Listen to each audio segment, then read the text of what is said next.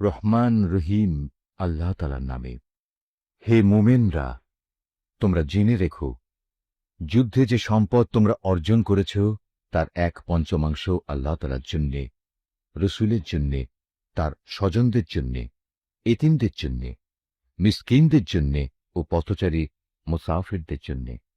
তোমরা যদি আল্লাহতে বিশ্বাস করো, আরো বিশ্বাস করো সেই বিজয় ঘটিত বিষয়টির প্রতি, যা আমি হক ও বাতিলের চূড়ান্ত মীমাংসার দিন ও একে অপরের মুখোমুখি হবার দিন আমার বান্দার উপর নাযিল করেছিলাম। আল্লাহ তাআলা হচ্ছেন সর্ববিষয়ের উপর একক ক্ষমতাবান। যুদ্ধক্ষেত্রে তোমরা ছিলে উপত্যকার নিকট প্রান্তে, তারা ছিল দূর প্রান্তে, আর কুরাইশ কাফেলা ছিল তোমাদের তুলনায় নিম্নভূমিতে। যদি তোমরা আগেই এ ব্যাপারে তাদের সাথে কোনো অগ্রিম চুক্তির সিদ্ধান্ত করতে চাইতে, তাহলে এই সিদ্ধান্ত বাস্তবায়নে তোমরা অবশ্যই মতবিরোধ করতে। কিন্তু আল্লাহ তাআলা তাই ঘটাতে চেয়েছিলেন। যা ঘটানো আল্লাহ তাআলার মঞ্জুর ছিল। এর উদ্দেশ্য ছিল যে দলটি ধ্বংস হবে তারা যেন সত্য মিথ্যা স্পষ্ট হওয়ার পরই ধ্বংস হয়, আবার যে দলটি বেঁচে থাকবে তারাও যেন সত্যাসত্য প্রমাণের ভিত্তিতেই বেঁচে থাকে। নিশ্চয়ই আল্লাহ তাআলা সর্বশ্রোতা ও সর্বজ্ঞ। আরও স্মরণ করো, আল্লাহ তাআলা তোমাকে যখন স্বপ্নে তাদের সংখ্যা কম দেখিয়েছিলেন, তখন যদি তিনি তোমাকে তাদের সংখ্যা বেশি দেখাতেন, তাহলে অবশ্যই তোমরা সাহস হারিয়ে ফেলতে এবং এ বিষয়ে তোমরা একে অপরের সাথে বিতর্ক শুরু করে দিতে। কিন্তু আল্লাহ তাআলা এটা না করে তোমাদের নিরাপদ করে দিয়েছেন, কেননা তিনি মানুষের অন্তরে যা কিছু লুকিয়ে থাকে সে সম্পর্কে সম্যক ওয়াকিবহাল রয়েছেন।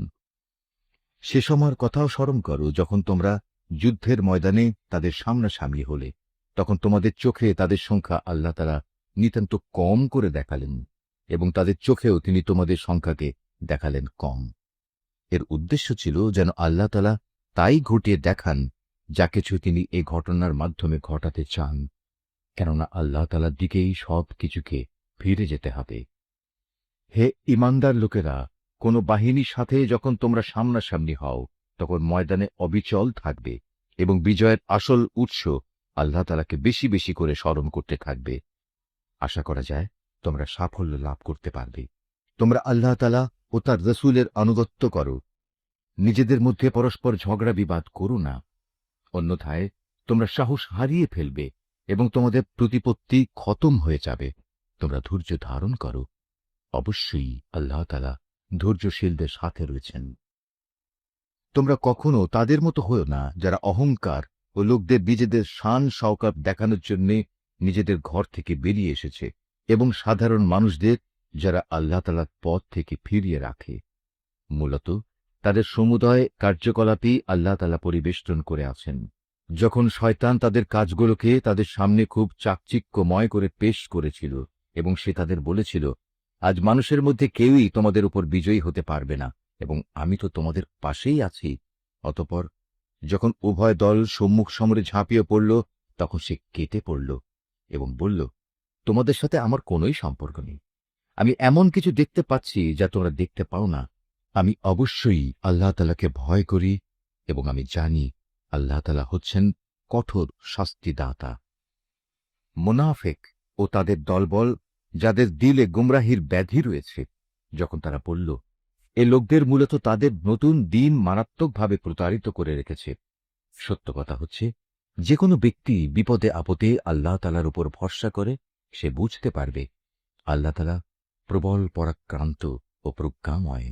তুমি যদি সত্যি সেই করুণ অবস্থা দেখতে পেতে, যখন আল্লাহর ফেরেশতারা কাফেরদের রূহ বের করে নিয়ে যাচ্ছিল, ফেরেশতারা তখন তাদের মুখমণ্ডল ও পৃষ্ঠদেশে ক্রমাগত আঘাত করে যাচ্ছিল এবং তারা বলছিল, তোমরা আগুনের আযাব উপভোগ করো।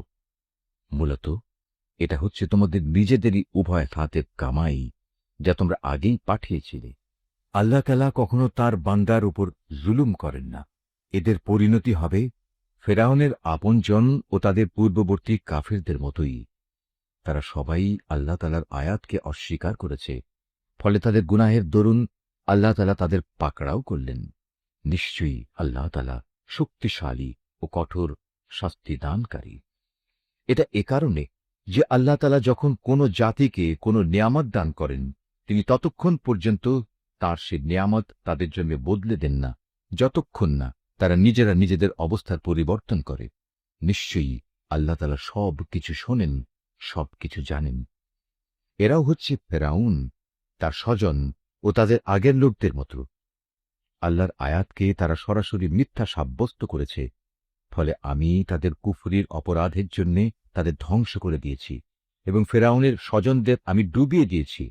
মূলত তারা সবাই ছিল জালেম। নিশ্চয়ই আল্লাহর এ জমিনে বিচরণশীল জীবের মধ্যে আল্লাহর কাছে নিকৃষ্টতম হচ্ছে তারা, যারা স্বয়ং এ জমিনের স্রষ্টাকেই অস্বীকার করে এবং তারা তার উপর ঈমান আনে না। তারাও এ নিকৃষ্ট লোকদের অন্যতম, যাদের সাথে তুমি বাকায়দা সন্ধি চুক্তি স্বাক্ষর করেছ। অতঃপর তারা প্রতিবার সুযোগ পেয়েই সে চুক্তি ভঙ্গ করেছে এবং এ ব্যাপারে তারা কাউকেই পরোয়া করেনি। অতএব এ লোকদের যদি কখনো তুমি ধরতে পারো, তাহলে তাদের মূল বাহিনী থেকে বিচ্ছিন্ন করে এমনভাবে শাস্তি দেবে যাতে তাদের পরবর্তী বাহিনী এ থেকে কিছু শিক্ষা গ্রহণ করে। যদি কখনো কোনো জাতির কাছ থেকে তোমার এই আশঙ্কা হয় যে তারা চুক্তি ভঙ্গ করে বিশ্বাসঘাতকতা করবে, তাহলে তুমিও তাদের সাথে সম্পাদিত চুক্তি একইভাবে তাদের মুখের উপর ছুঁড়ে দাও। তবে তোমরা নিজেরা আগে লঙ্ঘন করো না। নিশ্চয়ই আল্লাহ তাআলা খেয়ানতকারীকে পছন্দ করেন না। আর কাফেররা যেন কখনোই এমন ধারণা করতে না পারে যে ওরা তোমাদের পেছনে ফেলে নিজেরা এগিয়ে গেছে। আসলে তারা তোমাদের পরাভূত করার কোনো ক্ষমতাই রাখে না। তাদের সাথে যুদ্ধের জন্য তোমরা যথাসাধ্য সাজ সরঞ্জাম, শক্তি ও ঘোড়া প্রস্তুত রাখবে এবং এ দিয়ে তোমরা আল্লাহর দুশমন ও তোমাদের দুশমনদের ভীত সন্ত্রস্ত করে দেবে। এছাড়াও কিছু লোক আছে যাদের পরিচয় তোমরা জানো না, শুধু আল্লাহ তাআলাই তাদের চেনেন। আল্লাহ তাআলার পথে তোমরা যা কিছুই ব্যয় করবে তার পুরোপুরি প্রতিদান তোমাদের পরকালে আদায় করে দেয়া হবে এবং তোমাদের উপর বিন্দু মাত্র জুলুম করা হবে না। হে মুহাম্মদ, তারা যদি সন্ধির প্রতি আগ্রহ দেখায়, তাহলে তুমিও সন্ধির দিকে ঝুঁকে যাবে এবং সর্বদা আল্লাহর উপরই ভরসা করবে। অবশ্যই আল্লাহ তাআলা সব কিছু শোনেন, সব কিছু দেখেন। আর যদি কখনো তারা সন্ধির আড়ালে তোমাকে ধোঁকা দিতে চায়, তাহলে তোমার দুশ্চিন্তাগ্রস্ত হওয়ার কোনো কারণ নেই, কেননা তোমার রক্ষার জন্য তো আল্লাহ তাআলাই যথেষ্ট। তিনি তাঁর সরাসরি সাহায্য ও একদল মোমেন দ্বারা তোমাকে শক্তি জুগিয়েছেন। আল্লাহ তাআলা এ মোমেনদের দিলকে পারস্পরিক ভালোবাসা ও সম্প্রীতির বন্ধনে আবদ্ধ করে দিয়েছেন। অথচ তুমি যদি দুনিয়ার যাবতীয় সম্পদও এর পেছনে ব্যয় করতে, তবু তুমি এ মানুষদের দিলকে ভালোবাসার বন্ধনে আবদ্ধ করতে পারতে না। কিন্তু আল্লাহ তাআলা এদের মাঝে প্রীতি স্থাপন করে দিয়েছেন। অবশ্যই তিনি পরাক্রমশালী ও বিজ্ঞ কুশলী। হে নবী, তোমার জন্যে এবং তোমার অনুবর্তনকারী মোমেনদের জন্য তো আল্লাহ তাআলাই যথেষ্ট। হে নবী, তুমি মোমেনদের যুদ্ধের জন্য উদ্বুদ্ধ করো। মনে রেখো, তোমাদের মধ্যে ২০ জন লোকও যদি ধৈর্যশীল হতে পারে, তাহলে তারা ২০০ লোকের উপর বিজয়ী হবে। আবার তোমাদের মাঝে এমন লোকের সংখ্যা যদি ১০০ হয়, তাহলে তারা ১০০০ লোকের উপর জয়লাভ করবে। এর কারণ হচ্ছে তারা এমন জাতি যারা আল্লাহর শক্তি সম্পর্কে কিছুই বোঝে না। এই নিশ্চয়তা দ্বারা এখন আল্লাহ তাআলা তোমাদের উপর থেকে উদ্বেগ ও দুশ্চিন্তার বোঝা হালকা করে দিয়েছেন। যেহেতু তিনি একথা জানেন তোমাদের মধ্যে কিছু দুর্বলতা রয়েছে, অতঃপর তোমাদের মধ্যে যদি ১০০ ধৈর্যশীল মানুষ থাকে, তাহলে তারা ২০০-র উপর বিজয়ী হবে। আবার যদি থাকে তোমাদের ১০০০ ধৈর্যশীল ব্যক্তি, তাহলে তারা আল্লাহ তাআলার হুকুমে বিজয়ী হবে ২০০০ লোকের উপর। জেনে রেখো, আল্লাহ তাআলা ধৈর্যশীলদের সাথেই রয়েছেন। কোন নবীর পক্ষেই এটা শোভা পায় না যে তার কাছে বন্দীদের আটক রাখবে, যতক্ষণ পর্যন্ত সে জমিনে রক্তপাত ঘটাবে এবং আল্লাহর শত্রুদের নিপাত না করে দেবে। আসলে তোমরা তো দুনিয়ার সামান্য স্বার্থটুকুই চাও, আর আল্লাহ তাআলা চান তোমাদের আখিরাতের কল্যাণ দান করতে। আল্লাহ তাআলাই হচ্ছেন পরাক্রমশালী ও প্রজ্ঞাময়। যদি এ ব্যাপারে আল্লাহ তাআলার কাছ থেকে পূর্বের কোনো ফরমান লেখা না থাকত, তাহলে বন্দীদের কাছ থেকে মুক্তিপণ হিসেবে তোমরা যা কিছু নিয়েছ, তার জন্য একটা বড় ধরনের আযাব তোমাদের উপর পতিত হতো। অতএব যা কিছু তোমরা গনিমত হিসেবে লাভ করেছ, নিঃসংকোচে তোমরা তা খাও, কেননা তা সম্পূর্ণ হালাল ও পবিত্র। তোমরা আল্লাহ তাআলাকে ভয় করো। আল্লাহ তাআলা অবশ্যই ক্ষমাশীল ও দয়ালু। হে নবী, তোমার হাতে যেসব বন্দী রয়েছে তাদের তুমি বলো, আল্লাহ তাআলা যদি তোমাদের দিলে ভালো কিছু গ্রহণের যোগ্যতা আছে বলে জানতে পান, তাহলে তিনি তোমাদের ঈমানের এমন এক কল্যাণ দান করবেন যা তোমাদের কাছ থেকে মুক্তিপণ হিসেবে গৃহীত সম্পদের চাইতে অনেক ভালো, এবং তিনি তোমাদের গুনাহসমূহ মাফ করে দেবেন। আল্লাহ তাআলা ক্ষমাশীল ও দয়াবান। আর তারা যদি তোমার সাথে বিশ্বাস ভঙ্গ করতে চায়, তাহলে তুমি ভেবো না, এরা তো এর আগে আল্লাহ তাআলার সাথেও বিশ্বাসঘাতকতা করেছে, এবং এ কারণেই তোমাদের তিনি তাদের উপর ক্ষমতা দান করেছেন। আল্লাহ তাআলাই হচ্ছেন জ্ঞানবান ও কুশলী। নিঃসন্দেহে যারা ঈমান এনেছে এবং এই ঈমানের জন্য হিজরত করেছে, নিজেদের জান মাল দিয়ে আল্লাহর পথে জিহাদ করেছে, এবং যারা মুহাজিরদের আশ্রয় দিয়েছে ও তাদের সাহায্য করেছে, তারা সবাই পরস্পরের বন্ধু। অপরদিকে যারা ঈমান এনেছে অথচ হিজরত করেনি, ততক্ষণ পর্যন্ত তাদের অভিভাবকত্বের দায়িত্ব তোমাদের উপর নেই।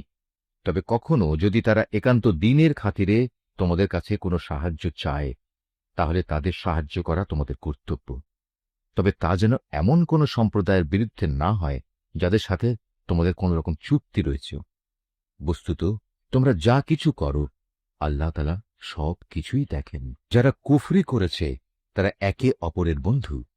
তোমরা যদি একে অপরকে সাহায্য করার সে কাজটি না করো, তাহলে আল্লাহর এই জমিনে ফিতনা ফাসাদ ও বড় ধরনের বিপর্যয় সৃষ্টি হবে। যারা ঈমান এনেছে, এ ঈমানের জন্য হিজরত করেছে, নিজেদের জান মাল দিয়ে আল্লাহর পথে জিহাদ করেছে, এবং যারা এই হিজরতকারীদের থাকার জায়গা দিয়েছে এবং তাদের সাহায্য করেছে, মূলত এরা সবাই হচ্ছে সত্যিকারের মুমিন। এদের জন্য আল্লাহ তাআলার পক্ষ থেকে ক্ষমা ও উত্তম জীবিকার ব্যবস্থা রয়েছে। আর যারা পরে ঈমান এনেছে, হিজরত করেছে এবং তোমাদের সাথে জিহাদ করেছে, তারাও তোমাদেরই অন্তর্ভুক্ত। যারা আত্মীয়তার বন্ধনে একে অপরের সাথে আবদ্ধ, আল্লাহর কিতাব অনুযায়ী তারাও একে অন্যের উত্তরাধিকারের বেশি হকদার। নিশ্চয়ই আল্লাহ তাআলা সব ব্যাপার জানেন। সূরা আত-তাওবা। এ সূরার শুরুতে বিসমিল্লাহ পড়া নিষেধ। হে মুসলমানরা, মুশরিকদের সাথে তোমরা যে সন্ধি চুক্তি সম্পাদন করে রেখেছিলে, আল্লাহ তাআলা ও তার রসূলের পক্ষ থেকে তোমাদের তা থেকে অব্যাহত রয়েছে। অতএব হে মুশরিকরা, তোমরা আরো 4 মাস পর্যন্ত এ পবিত্র ভূখণ্ডে চলাফেরা করে নাও, এবং জেনে দেখো তোমরা কখনো আল্লাহ তাআলার ফয়সালা থেকে পালাতে পারবে না। তবে আল্লাহ তাআলা অবশ্যই কাফেরদের অপমানিত করবেন। আজ মহান হজের এদিনে দুনিয়ার মানুষের প্রতি আল্লাহ তাআলা ও তার রসূলের ঘোষণা এই যে আল্লাহ তাআলা মুশরিকদের সাথে চুক্তির বাধ্যবাধকতা থেকে মুক্ত, এবং মুক্ত তার রসূলও। হে মুশরিকরা, যদি তোমরা এখনো তওবা করো তাহলে তাই হবে তোমাদের জন্য কল্যাণকর। আর যদি তোমরা মুখ ফিরিয়ে নাও, তাহলে জেনে রেখো আল্লাহ তাআলার ফয়সালা থেকে তোমরা কখনো পালাতে পারবে না। হে নবী, এর পরও যারা কুফরি করেছে তাদের তুমি এক কঠোর আযাবের সুসংবাদ দাও। তবে সেসব মুশরিকের কথা আলাদা যাদের সাথে তোমরা চুক্তি করেছ। তারা চুক্তি রক্ষার ব্যাপারে এতটুকুও ত্রুটি করেনি, না তারা কখনো তোমাদের বিরুদ্ধে অন্য কাউকে সাহায্য করেছে। তাদের চুক্তি তাদের মেয়াদ শেষ হওয়া পর্যন্ত অবশ্যই তোমরা মেনে চলবে। আসলেই যারা আল্লাহ তাআলাকে ভয় করে তাদের অবশ্যই তিনি ভালোবাসেন। অতঃপর যখন এ নিষিদ্ধ 4 মাস অতিবাহিত হয়ে যাবে, তখন মুশরিকদের যেখানে পাবে সেখানেই তোমরা হত্যা করবে, তাদের বন্দী করবে, তাদের অবরোধ করবে, এবং তাদের ধরার জন্য তোমরা প্রতিটি ঘাঁটিতে ওঁত পেতে বসে থাকবে। তবে এর পরেও তারা যদি তওবা করে, দ্বীনের পথে ফিরে আসে এবং নামাজ প্রতিষ্ঠা করে, যাকাত আদায় করে, তাহলে তোমরা তাদের পথ ছেড়ে দাও। অবশ্যই আল্লাহ তাআলা ক্ষমাশীল ও বড় দয়াময়। আর মুশরিকদের মধ্যে থেকে যদি কোনো ব্যক্তি তোমার কাছে আশ্রয় চায়, তবে অবশ্যই তাকে তুমি আশ্রয় দেবে, যাতে করে তোমার আশ্রয় থেকে সে আল্লাহ তাআলার বাণী শুনতে পায়। অতঃপর তাকে তার কোনো নিরাপদ জায়গায় পৌঁছে দেবে। এটা এজন্যেই যে এরা আসলেই এমন এক সম্প্রদায়ের লোক যারা কিছুই জানে না।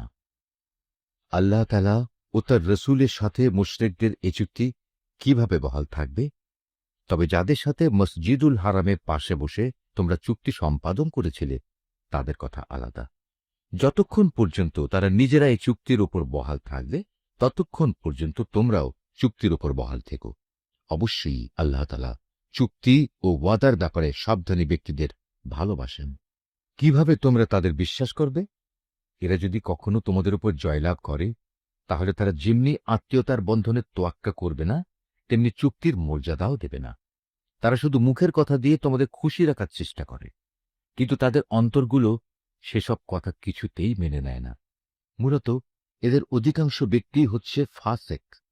এরা আল্লাহ তাআলার আয়াতসমূহ সামান্য কিছু বৈষয়িক মূল্যের বিনিময়ে বিক্রি করে গিয়েছে এবং মানুষকে আল্লাহ তাআলার পথ থেকে দূরে রেখেছে। নিশ্চয়ই এটা খুব জঘন্য কাজ, যা তারা প্রতিনিয়ত করে যাচ্ছে। কোন ইমানদার লোকের ব্যাপারে এরা যেমন আত্মীয়তার ধার ধারে না, তেমনি কোনো অঙ্গীকারের মর্যাদাও এরা রক্ষা করে না। মূলত এরা হচ্ছে সীমা লঙ্ঘনকারী। এ সত্ত্বেও যদি তারা তওবা করে, নামাজ প্রতিষ্ঠা করে, যাকাত আদায় করে, তাহলে তারা হবে তোমাদেরই দ্বীনী ভাই। আমি সেসব মানুষের কাছে আমার আয়াতসমূহ স্পষ্ট করে বর্ণনা করি, যারা সত্য মিথ্যার তারতম্য বুঝতে পারে। তারা যদি তাদের প্রতিশ্রুতি দেওয়ার পরও তাদের সম্পাদিত চুক্তি ভঙ্গ করে এবং ক্রমাগত তোমাদের দ্বীন সম্পর্কে বিদ্রূপ করতে থাকে, তাহলে তোমরা কাফের সর্দারদের বিরুদ্ধে যুদ্ধ ঘোষণা করো, কেননা তাদের জন্য তখন আর কোনো চুক্তি বহাল নেই। এর ফলে আশা করা যায় তারা তাদের মন্দ কাজগুলো থেকে বিরত থাকবে। তোমরা কি এমন একটি দলের বিরুদ্ধে যুদ্ধ করবে না, যারা বারবার নিজেদের অঙ্গীকার ভঙ্গ করেছে, যারা আল্লাহ তাআলার রসুলকে স্বদেশ থেকে বের করার সংকল্প করেছে, এবং তারাই তো প্রথম তোমাদের উপর হামলা শুরু করেছে? তোমরা কি সত্যি তাদের ভয় করো? অথচ যদি তোমরা মোমেন হও, তাহলে তোমাদের আল্লাহ তাআলাকে সবচেয়ে বেশি ভয় করা উচিত। তোমরা তাদের সাথে লড়াই করো। আল্লাহ তাআলা আসলে তোমাদের হাত দিয়েই ওদের শাস্তি দেবেন এবং তিনি এভাবেই তাদের অপমানিত করবেন। তাদের উপর বিজয় দিয়ে তিনি তোমাদের সাহায্য করবেন এবং এভাবে তিনি মোমেন সম্প্রদায়ের মনকেও প্রশান্ত করে দেবেন। তিনি এর দ্বারা তাদের দিলের ক্ষোভ বিদূরিত করে দেবেন। তিনি যাকে চাইবেন তার প্রতি ক্ষমা পরবশ হবেন। আল্লাহ তাআলা সব কিছুই জানেন এবং তিনি হচ্ছেন সুবিজ্ঞ কুশলী। তোমরা কি একথা মনে করে নিয়েছ তোমাদের এমনি এমনিই ছেড়ে দেয়া হবে?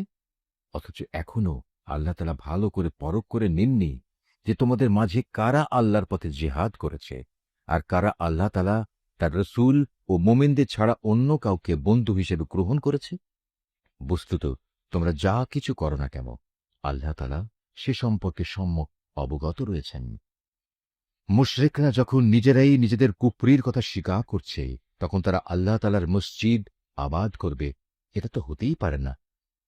মূলত এরা হচ্ছে সেসব লোক যাদের যাবতীয় কর্মকাণ্ড আগেই বরবাদ হয়ে গেছে এবং চিরকাল তাই এদের দোজখের আগুনেই কাটাতে হবে।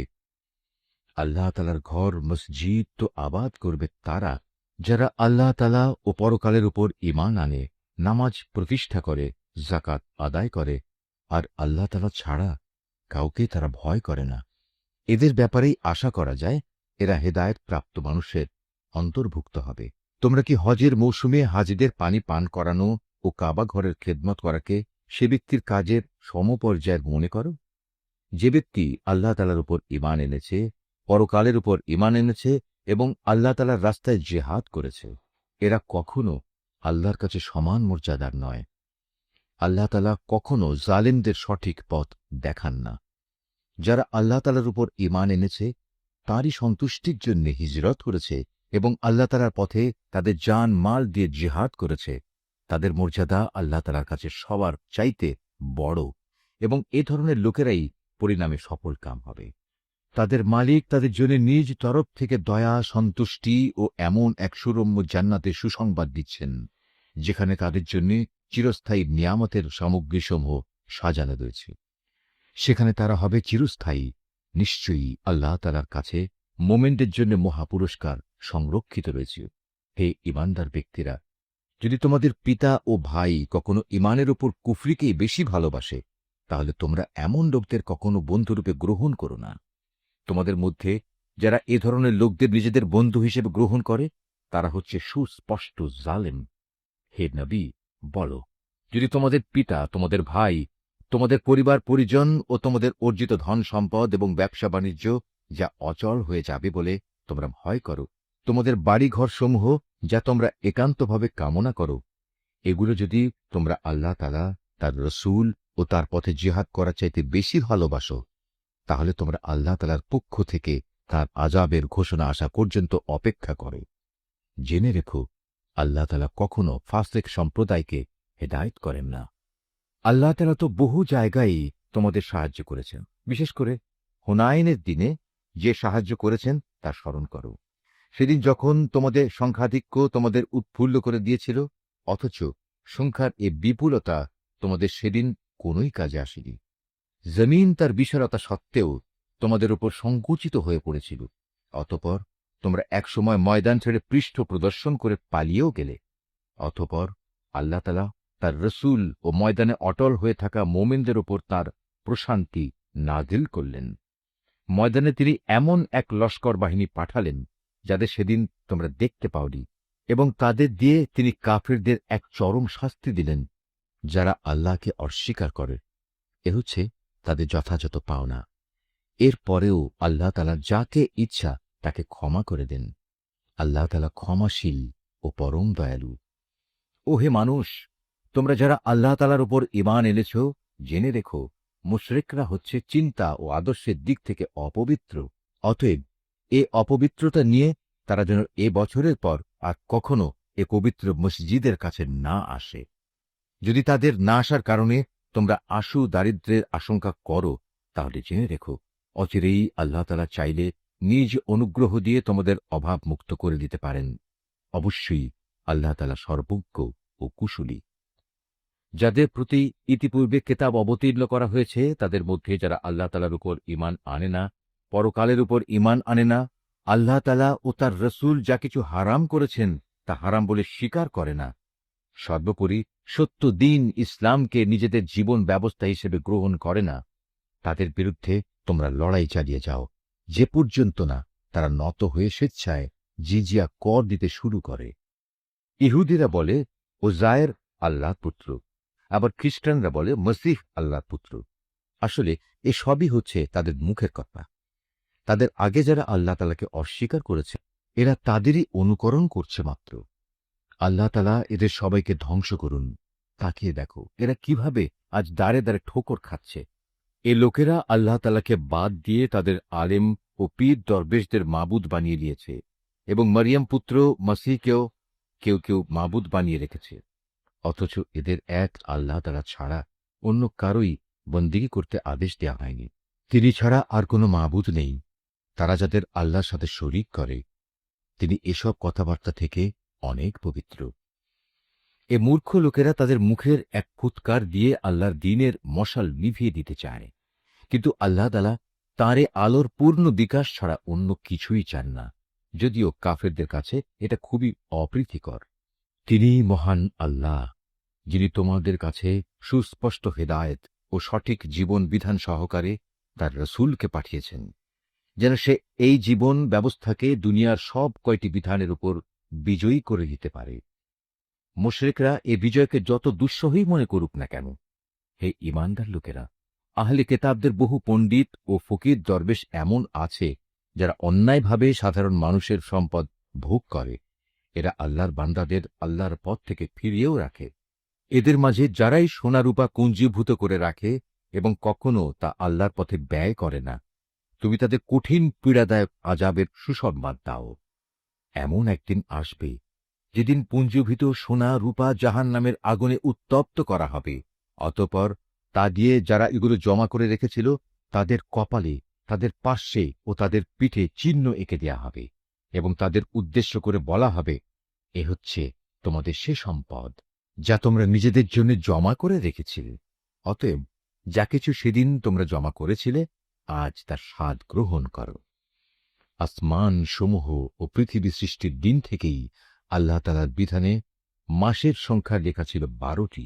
এ 12টির মধ্যে 4টি হচ্ছে যুদ্ধ বিগ্রহের জন্য নিষিদ্ধ মাস। এটা আল্লাহর প্রণীত নির্ভুল ব্যবস্থা। অতএব তার ভিতরে হানাহানি করে তোমরা নিজেদের উপর জুলুম করো না।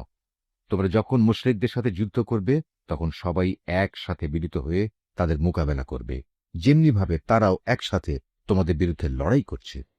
জেনে রেখো, যারা আল্লাহ তাআলাকে ভয় করে, আল্লাহ তাআলা অবশ্যই তাদের সাথে রয়েছেন। নিষিদ্ধ মাসকে হীন ও স্বার্থে মুলতবি করা কিংবা তা আগপাচ করা তো কুফরির মাত্রায় বৃদ্ধি করে। এর ফলে কাফেরদের আরো বেশি গুমরাহিতে নিমজ্জিত করে দেয়া হয়। এই লোকেরা এক বছর কোনো মাসকে নিজেদের প্রয়োজনে হালাল করে নেয়, আবার পরবর্তী কোনো বছরে সে মাসকে তারা হারাম বানিয়ে নেয়, যেন এভাবে আল্লাহ তাআলা যে মাসগুলো হারাম করেছেন তার সংখ্যাও পূরণ হয়ে যায়। আবার আল্লাহ তাআলা যা হারাম করেছেন তাও মাঝে মাঝে হালাল হয়ে যায়। বস্তুত তাদের অন্যায় কাজগুলো এভাবেই তাদের কাছে শোভনীয় করে দেয়া হয়েছে। আর আল্লাহ তাআলা কখনো কাফের সম্প্রদায়কে সঠিক পথের দিশা দেন না। ওহে মানুষ, তোমরা যারা আল্লাহ তাআলার উপর ঈমান এনেছ, এ কি হলো তোমাদের? যখন তোমাদের আল্লাহ তাআলার পথে কোনো অভিযানে বের হতে বলা হয়, তখন তোমরা জমিন আঁকড়ে ধরো। তোমরা কি আখিরাতের সমৃদ্ধির তুলনায় এ দুনিয়ার জীবন কি বেশি ভালোবাসো? অথচ পরকালের মানদণ্ডে দুনিয়ার জীবনের এ ভোগের উপকরণ নিতান্তই কম। তোমরা যদি কোনো অভিযানে বের না হও, তাহলে এ অবাধ্যতার জন্য তিনি তোমাদের কঠিন শাস্তি দেবেন এবং তোমাদের অন্য এক জাতি দ্বারা বদল করে দেবেন। তোমরা কিন্তু তার কোনোই অনিষ্ট সাধন করতে পারবে না, কারণ তিনি সব কিছুর উপর ক্ষমতাবান। হে মোমেনরা, তোমরা যদি তাকে এ কাজে সাহায্য না করো, তাহলে আল্লাহ তাআলাই তাকে সাহায্য করবেন। আল্লাহ তাআলা তখনও তাকে সাহায্য করেছিলেন যখন কাফেররা তাকে তার ভিটে বাড়ি থেকে বের করে দিয়েছিল, বিশেষ করে যখন সে নবী ছিল মাত্র দুজনের মধ্যে একজন। তাও আবার তারা দুজন ছিল অন্ধকার এক গুহার মধ্যে। সে নবী যখন তার সাথীকে বলছিল, কোনো দুশ্চিন্তা করো না, আল্লাহ তাআলা আমাদের সাথেই আছেন, অতঃপর আল্লাহ তাআলা তার উপর তাঁর প্রশান্তি নাজিল করে তাকে সাহায্য করলেন এবং এমন এক বাহিনী দ্বারা তাকে শক্তি যোগালেন যাদের তোমরা সেদিন দেখতে পাওনি, এবং যারা আল্লাহ তাআলাকে অমান্য করেছে, আল্লাহ তাআলা তাদের ধৃষ্টতামূলক বক্তব্য নিচু করে দিলেন এবং আল্লাহ তাআলার কথাই উপরে থাকল। আল্লাহ তাআলা পরাক্রমশালী ও প্রবল প্রজ্ঞাময়।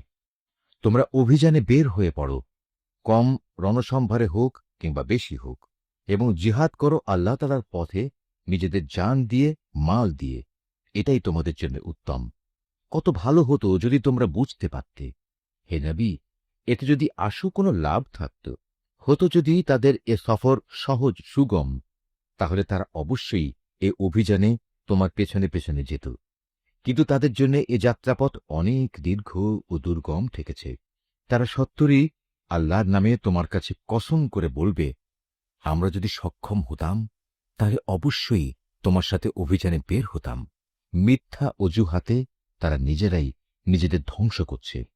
আল্লাহ তাআলা জানেন এরা হচ্ছে মিথ্যাবাদী। হে নবী, আল্লাহ তাআলা তোমাকে মাফ করুক। ঈমানের দাবিতে কারা সত্যবাদী আর কারা মিথ্যাবাদী, এ বিষয়টা তোমার কাছে স্পষ্ট হওয়ার আগে কেন তুমি তাদের যুদ্ধে যাওয়া থেকে অব্যাহতি দিলে? যারা আল্লাহ তাআলা ও পরকালের উপর ঈমান এনেছে, তারা নিজেদের মাল ও জীবন দিয়ে আল্লাহর পথে জিহাদে অবতীর্ণ না হওয়ার জন্য তোমার কাছ থেকে অব্যাহতি চাইতে আসবে না। আল্লাহ তাআলা অবশ্যই সেসব লোককে জানেন যারা তাকে ভয় করে। যুদ্ধে না যাওয়ার জন্য তোমার কাছে অব্যাহতি চাইতে তো আসবে তারা যারা আল্লাহ তাআলা ও পরকালের উপর কোন রকম ঈমান রাখে না। তাদের মন সংশয়যুক্ত, আর তারা নিজেরাও সংশয় দ্বিধাগ্রস্ত থাকে। যদি সত্যি এরা তোমার সাথে বের হতে চাইত, তাহলে তারা সেজন্য কিছু না কিছু প্রস্তুতি তো নিত, কিন্তু এদের যাত্রা করাটা আল্লাহ তাআলার মনোপুত হয়নি, তাই তিনি তাদের এ থেকে বিরত রাখলেন। তাদের যেন বলে দেয়া হলো, যারা পেছনে বসে আছে তোমরা তাদের সাথে বসে থাকো। ওরা তোমাদের সাথে বের হলে তোমাদের মাঝে বিভ্রান্তি শুধু বাড়িয়ে দিত এবং তোমাদের সমাজে নানা রকম অশান্তি সৃষ্টির জন্য এদিক সেদিক ছোটাছুটি করত। তাছাড়া তোমাদের মধ্যেও তো তাদের কথা আগ্রহের সাথে শোনার মতো গুপ্তচর কিংবা দুর্বল ঈমানের লোক আছে।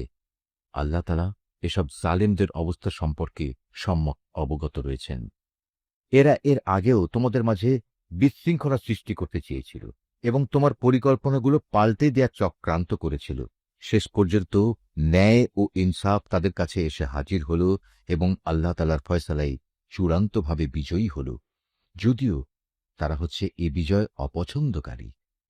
তাদের ভেতর এমন কিছু মানুষও আছে যারা বলে, হে নবী, এই যুদ্ধে যাওয়া থেকে তুমি আমাকে অব্যাহতি দাও এবং আমাকে তুমি কোনো লোভনীয় বস্তুর মুসিবতে ফেলো না।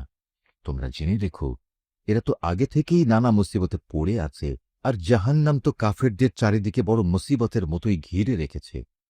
তোমাকে যদি কখনো কোনো কল্যাণ স্পর্শ করে তাহলে এতে তাদের দুঃখ হয়, আবার তোমার কোনো বিপদ ঘটলে তারা বলে, হ্যাঁ, আমরা এটা জানতাম, তাই আমরা আগেই ভিন্ন পথ অবলম্বন করে নিয়েছিলাম। অতঃপর তারা উৎফুল্ল চিত্তে তোমার কাছ থেকে সরে পড়ে। তুমি তাদের বলো, আসলে কল্যাণ অকল্যাণের কিছুই আমাদের উপর নাজিল হবে না, হবে শুধু তাই যা আল্লাহ তাআলা আমাদের জন্য নির্দিষ্ট করে রেখেছেন। তিনি আমাদের একমাত্র আশ্রয়। আর যারা মোমেন তাদের তো ভালো মন্দ সব ব্যাপারে শুধু আল্লাহ তাআলার উপরই ভরসা করা উচিত।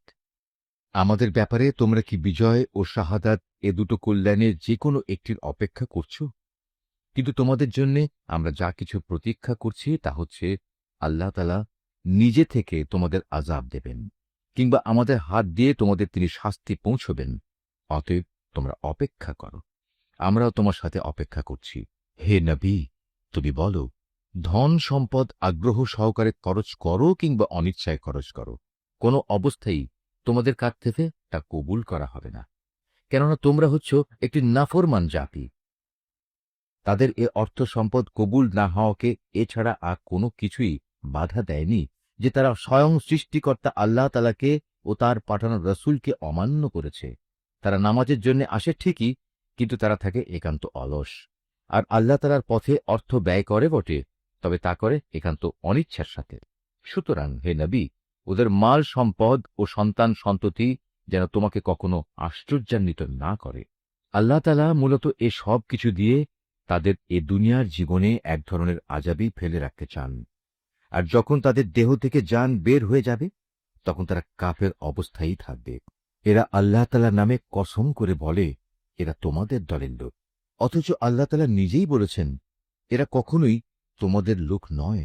এরা হচ্ছে মূলত একটি ভীত ও সন্ত্রস্ত জাতি, এত ভীত যে তারা যদি এতটুকু আশ্রয়স্থল কোথাও পেয়ে যায় কিংবা পায়, যদি মাথা লুকোবার মতো কোনো গিরিগুহা অথবা জমিনের ভেতর ঢুকে পালাবার কোনো জায়গা, তাহলে অবশ্যই তারা তোমাদের ভয়ে এসব জায়গার দিকে দ্রুত পালিয়ে হলেও বাঁচার চেষ্টা করত।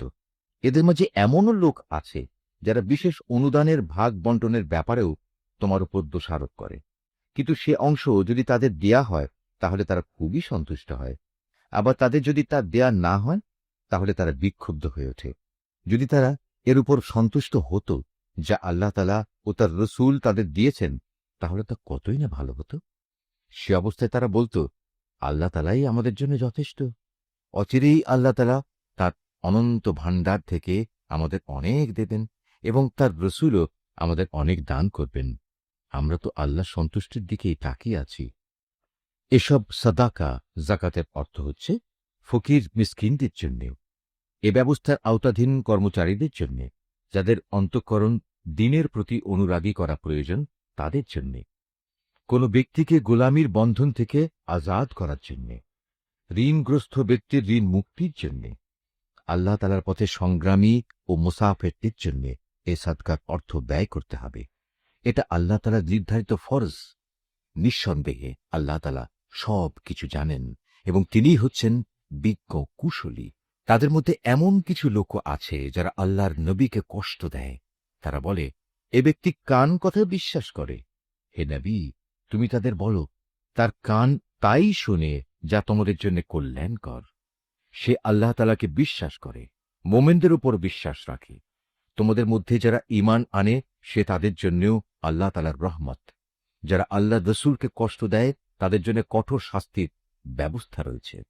এরা তোমাদের খুশি করার জন্য আল্লাহ তাআলার নামে শপথ করে, অথচ এরা যদি সত্যিকার অর্থে মোমেন হতো তাহলে এরা বুঝত খুশি করার জন্য আল্লাহ তাআলা ও তাঁর রসূলের অধিকার হচ্ছে সবচাইতে বেশি। এ মূর্খ লোকেরা কি একথা জানে না? যদি কোনো ব্যক্তি আল্লাহ তাআলা ও তাঁর রসূলের বিদ্রোহ করে তবে তার জন্য রয়েছে জাহান্নামের আগুন, সেখানে সে চিরকাল থাকবে, আর তা হচ্ছে তার জন্য চরম লাঞ্ছনা। এ মোনাফেকরা আশঙ্কা করে তোমাদের উপর এমন কোন সূরা নাজিল হয়ে পড়ে কিনা যা তাদের মনের ভেতরে লুকিয়ে থাকা সব কিছু ফাঁস করে দেবে। হে নবী, তুমি এদের বলো, হ্যাঁ, যদ্দূর পারো তোমরা বিদ্রুপ করে নাও, অবশ্যই আল্লাহ তাআলা এমন কিছু নাজিল করবেন যাতে তিনি সব কিছু ফাঁস করে দেবেন। যার তোমরা আশঙ্কা করছ। তুমি যদি তাদের কিছু জিজ্ঞেস করো, তারা বলবে, না, আমরা তো একটু কথাবার্তা ও হাসি কৌতুক করছিলাম মাত্র। তুমি তাদের বলো, তোমরা কি আল্লাহ তাআলা তার আয়াতসমূহ ও তার রসুলকে বিদ্রূপ করছিলে? হে কাফেররা, তোমরা দোষ ছড়ানোর চেষ্টা করো না। একবার ঈমান আনার পর তোমরাই পুনরায় কাফের হয়ে গিয়েছিলে। আমি যদি তোমাদের এক দলকে তাদের ঈমানের কারণে ক্ষমা করে দিতে পারি, তাহলে আরেক দলকে পুনরায় কুফরিতে ফিরে যাবার জন্য ভয়াবহ শাস্তিও দিতে পারি। কারণ এ শেষের দলের লোকেরা ছিল জঘন্য অপরাধী। মোনাফেক পুরুষ ও মোনাফেক নারী, এরা স্বভাব চরিত্রে একে অপরের মতোই। তারা উভয়ই মানুষদের অসৎ কাজের আদেশ দেয় ও সৎ কাজ থেকে বিরত রাখে, এবং আল্লাহ তাআলার পথে খরচ করা থেকে উভয়ই নিজেদের হাত বন্ধ করে রাখে। তারা যেমনি এ দুনিয়ায় আল্লাহ তাআলাকে ভুলে গেছে, আল্লাহ তাআলাও তেমনি আখেরাতে তাদের ভুলে যাবেন। অবশ্য মোনাফেকরা সবাই পাপিষ্ঠ।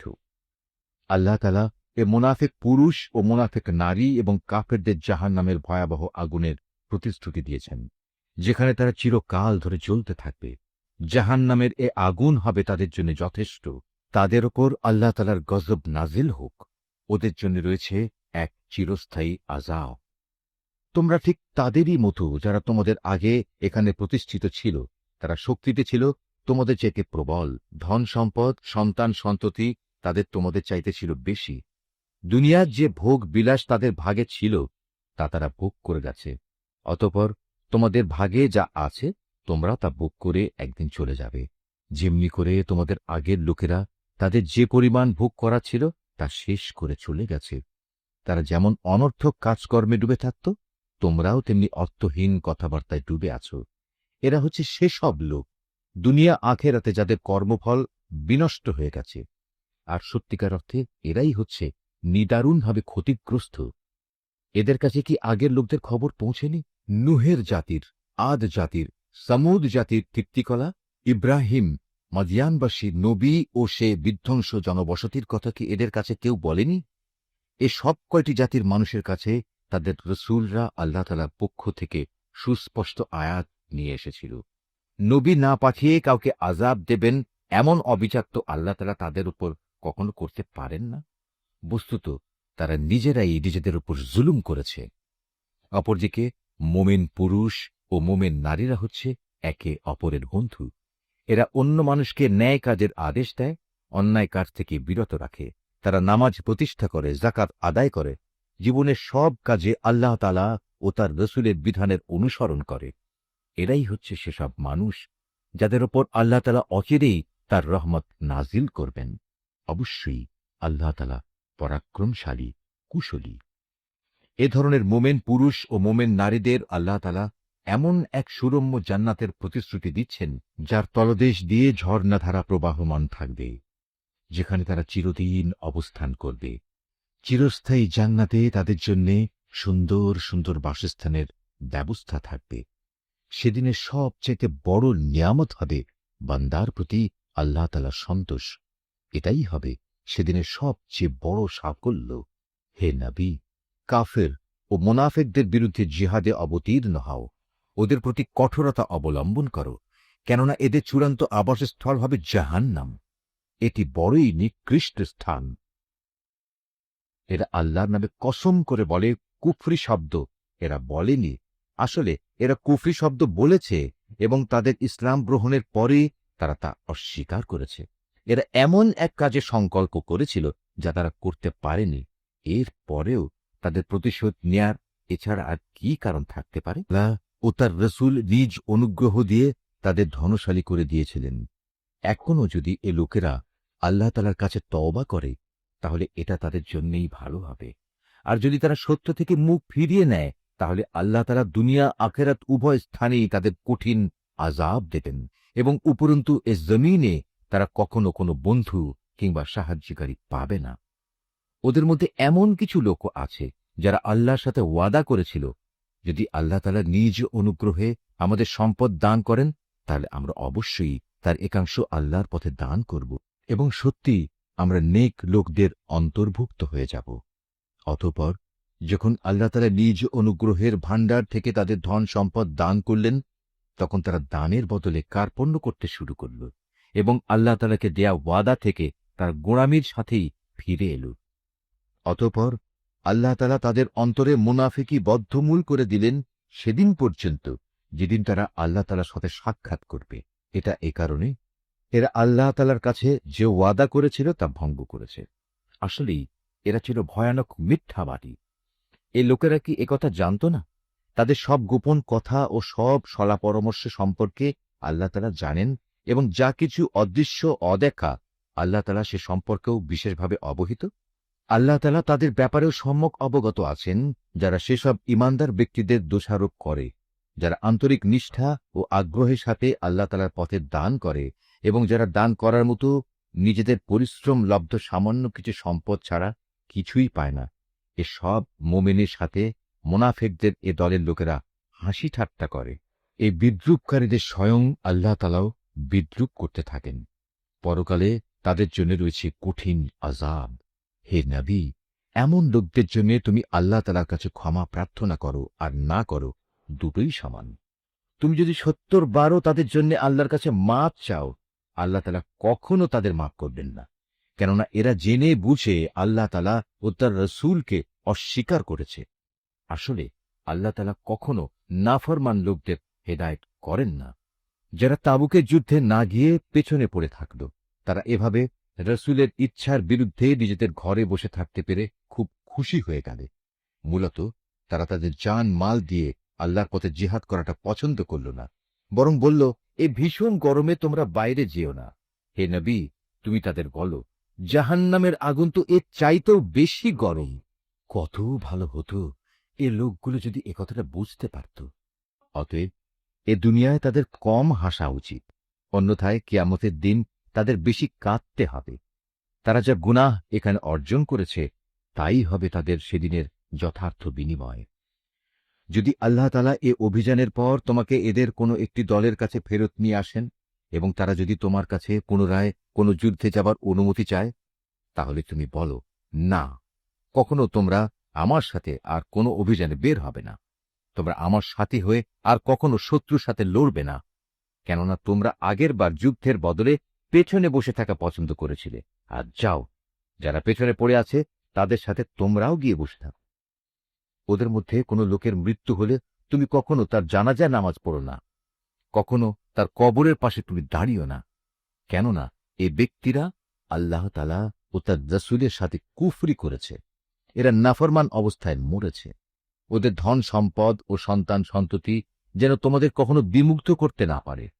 মূলত আল্লাহ তাআলা এ সব কিছু দিয়ে তাদের দুনিয়ার জীবনে নানা ধরনের শাস্তি দিতে চান, এবং তাদের প্রাণবায়ু একদিন এমন এক অবস্থায় বের হবে যখন তারা পুরোপুরি কাফের থাকবে। যখনই এমন ধরনের কোন সূরা নাযিল হয় যাতে বলা হয়, তোমরা আল্লাহর উপর ঈমান আনো এবং তার রাসূলের সাথে মিলে কাফেরদের বিরুদ্ধে জিহাদ করো, তখনই তাদের বিত্তশালী ব্যক্তিরা তোমার কাছে এসে যুদ্ধে না যাওয়ার জন্য অব্যাহতি চায় এবং তারা বলে, হে নবী, আমাদের রেহাই দাও, যারা ঘরে বসে আছে তাদের সাথে আমাদেরও বসে থাকতে দাও। তারা মূলত ঘরে বসে থাকা লোকদের সাথে অবস্থান করাই পছন্দ করে নিয়েছে। তাদের অন্তরে মোহর মেরে দেয়া হয়েছে, ফলেও তারা কিছুই বুঝতে পারে না। কিন্তু আল্লাহর রাসূল এবং যারা তাঁর সাথে আল্লাহ তাআলার উপর ঈমান এনেছে, তারা সবাই নিজেদের জান মাল দিয়ে আল্লাহর পথে জিহাদ করেছে। অতএব এদের জন্যই যাবতীয় কল্যাণ নির্দিষ্ট হয়ে আছে, আর সত্যিকার অর্থে এরাই হচ্ছে সফল কাম। এর বিনিময়ে আল্লাহ তাআলা এদের জন্য এমন এক সুরম্য জান্নাত প্রস্তুত করে রেখেছেন, যার পাদদেশে ঝর্ণাধারা প্রবাহমান। সেখানে তারা চিরকাল থাকবে। বস্তুত এ হচ্ছে সর্বোত্তম সাফল্য। ওজরকামী কিছু সংখ্যক আরব বেদুইনও তোমার কাছে এসে হাজির হয়েছে, যেন তাদেরও এ যুদ্ধে যাওয়া থেকে অব্যাহতি দেয়া হয়। এভাবে সে লোকগুলোও ঘরে বসে থাকল যারা আল্লাহ তাআলা ও তার রাসূলের কাছে ঈমানের মিথ্যা দাবি করেছিল। এদের মধ্যে যারা আল্লাহ ও তার রাসূলকে অমান্য করে ঘরে বসে থেকেছে, অচিরেই তারা মর্মান্তিক আযাবে নিমজ্জিত হবে। যারা দুর্বল, তারা যদি এ যুদ্ধে শরিক না হয়ে থাকে, তাদের ওপর কোনো দোষ নেই। দোষ নেই তাদেরও যারা অসুস্থ কিংবা যারা যুদ্ধে খরচ করার মতো কোনো সম্বল পায়নি। অবশ্য এরা যদি আল্লাহ তাআলার নিষ্ঠাবান বান্দা হয়, তাহলেই তারা এ অব্যাহতির আওতায় পড়বে। সৎ কর্মশীল মানুষদের বিরুদ্ধেও কোনো অভিযোগের কারণ নেই। আল্লাহ তাআলা একান্ত ক্ষমাশীল ও পরম দয়ালু।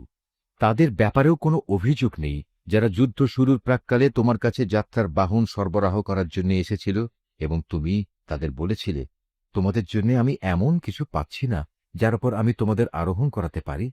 অতএব তারা ফিরে গেল। তারা এমনভাবে ফিরল যে তাদের চোখ থেকে অশ্রু বয়ে যাচ্ছিল।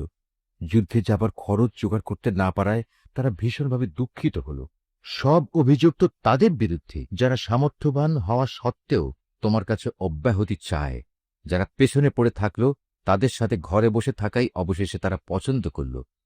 আল্লাহ তাআলা তাদের অন্তরে মোহর মেরে দিয়েছেন। এ কারণে তারা তা জানতে পারছে না কোনটা তাদের জন্য ভালো। নিশ্চয়ই আল্লাহ যা বলেছেন সত্য বলেছেন।